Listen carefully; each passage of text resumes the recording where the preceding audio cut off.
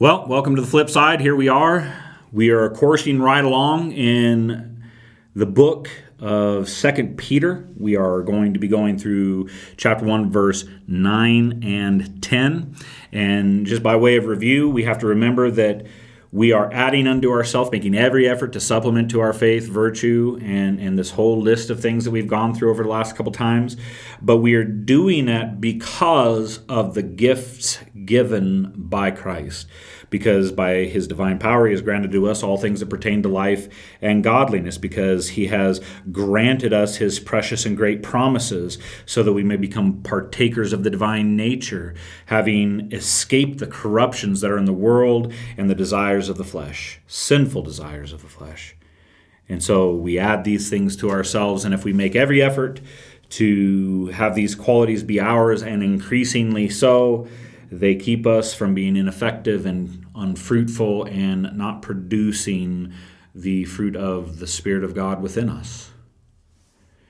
He continues on, and he now goes to the negative in verse 9. For whoever lacks these qualities is so nearsighted that he is blind.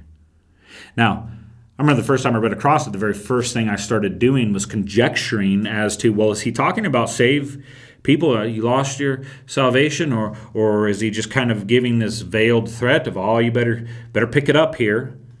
And I don't think it's either of those things. It's just a blunt statement. If you're not adding these things to your faith, you are nearsighted, so much so that you're almost blind, having forgotten that he was cleansed from his former sin. In other words, you're continuing to walk in your sin. Another way of saying add to yourself or supplement these things to your faith is also saying in the negative, stop doing these things. Stop doing the bad things. Start doing the good things.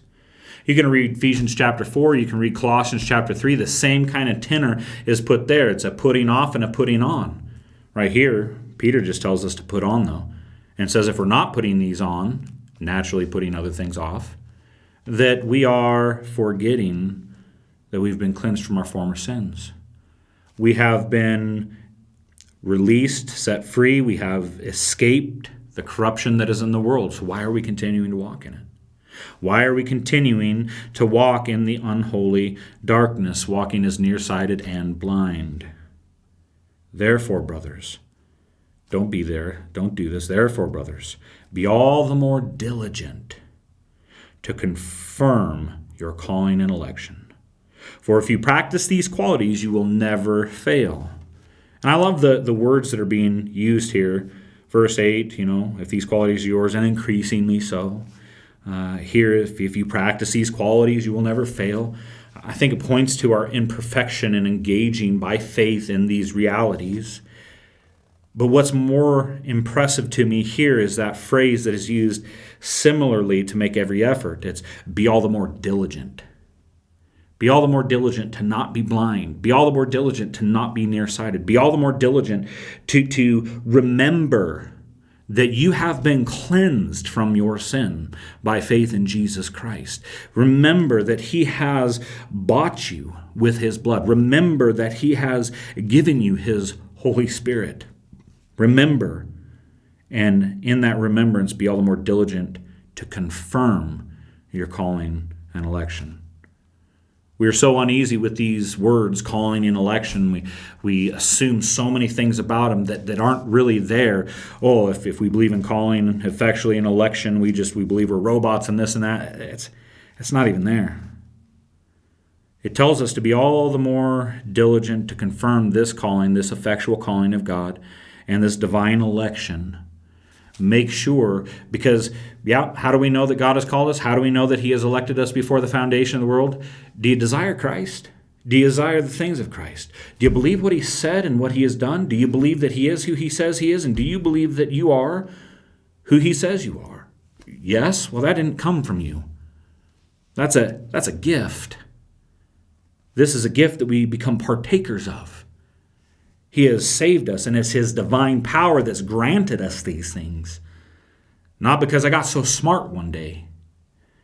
Our salvation is a gift. Therefore, be all the more diligent to confirm it.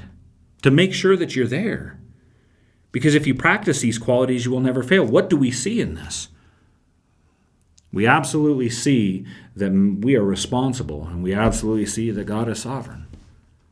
Well, what is it, Johnson? Is he sovereign? Or are we responsible? I'm not going to resolve it because I can't. I'm just going to leave it as a simple yes. And this passage here is glorious because it encourages me to walk by faith, not by sight, and to confirm my calling and election. My friends, thanks for coursing along with us. We'll be back for one more here. So God bless you. We'll catch you next time.